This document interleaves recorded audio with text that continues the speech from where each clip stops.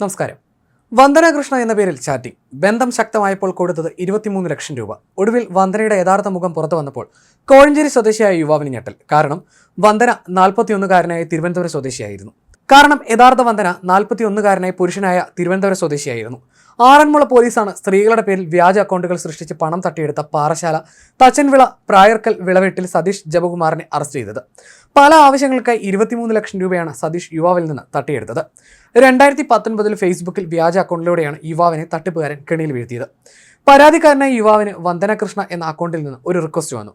ഫേസ്ബുക്കിൽ സുഹൃത്തുക്കളായതോടെ പിന്നാലെ ചാറ്റിംഗും തുടങ്ങി. വന്ദന കൃഷ്ണ എന്നാണ് പേരെന്നും താൻ ഊമയാണെന്നും പറഞ്ഞായിരുന്നു തട്ടിപ്പുകാരൻ യുവാവുമായി ബന്ധം സ്ഥാപിച്ചത്. പിന്നീട് ഈ പെൺകുട്ടിയുടെ അച്ഛനാണെന്നും റിട്ടയർഡ് SP ആണെന്നും പറഞ്ഞ് വാസുദേവൻ നായർ എന്ന ഒരു കള്ളപ്പേരിൽ പരാതിക്കാരനുമായി വാട്സപ്പിലും ഇയാൾ ബന്ധം സ്ഥാപിച്ചു.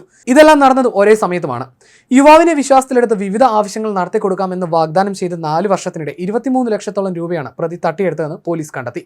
3 വർഷമായി യാതൊരു ജോലിയും ചെയ്യാതെ തട്ടിപ്പ് നടത്തി കിട്ടുന്ന പണം മാത്രം ഉപയോഗിച്ചായിരുന്നു പ്രതി ജീവിച്ചിരുന്നത്.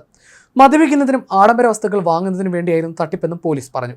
പരാതിക്കാരനായ യുവാവിന് പത്തനംതിട്ടയിലുള്ള സ്വകാര്യ കോളേജ് മദ്രാസ് യൂണിവേഴ്സിറ്റിയുടെ സ്റ്റഡി സെന്ററായി ഉയർത്താം എന്ന് പറഞ്ഞും സതീഷ് പണം വാങ്ങി. ഇതിന്റെ ഇൻസ്പെക്ഷൻ എന്ന വ്യാജേന പ്രതി തന്നെ തമിഴ്നാട് സ്വദേശിയായി അഭിനയിച്ച് പത്തനംതിട്ടയിൽ നിന്നെത്തി പരിശോധന നടത്തുകയും ഡോക്യുമെന്റുകളും മറ്റു വാങ്ങിപ്പോവുകയുമായിരുന്നു.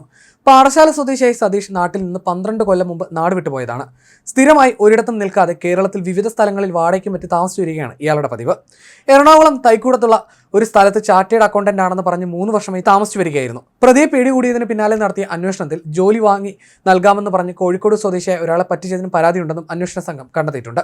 അറസ്റ്റ് ചെയ്ത പ്രതിയെ പത്തനംതിട്ട കോടതിയിൽ ഹാജരാക്കി. പത്തനംതിട്ട ജില്ലാ പോലീസ് മേധാവി വി അജിത്തിന്റെ നിർദ്ദേശപ്രകാരം പത്തനംതിട്ട DYSP S നന്ദകുമാറിന്റെ മേൽനോട്ടത്തിലുള്ള Aranmula police station inspector CK Manoj, SIമാരായ Aloysius Nujum Vinod Kumar, senior civil police officer Saleem, Nasar Ismail, Thajudheen, Sunajan, Rajagopal, Jithin Gabriel എന്നിവർ അടങ്ങിയ സംഘമാണ് പ്രതിയെ പിടികൂടിയത്.